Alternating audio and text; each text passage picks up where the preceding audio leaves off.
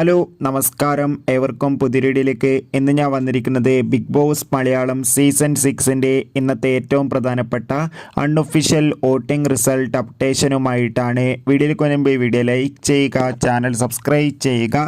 ഈ വരുന്ന മെയ് മാസം ധാരാളം ചിത്രങ്ങൾ ഇനി OTT റിലീസ് ചെയ്യാൻ പോവുകയാണ്. ആ ചിത്രങ്ങളുടെ വീഡിയോ ചാനൽ പരിശോധിച്ചാൽ നിങ്ങൾക്ക് കാണാം.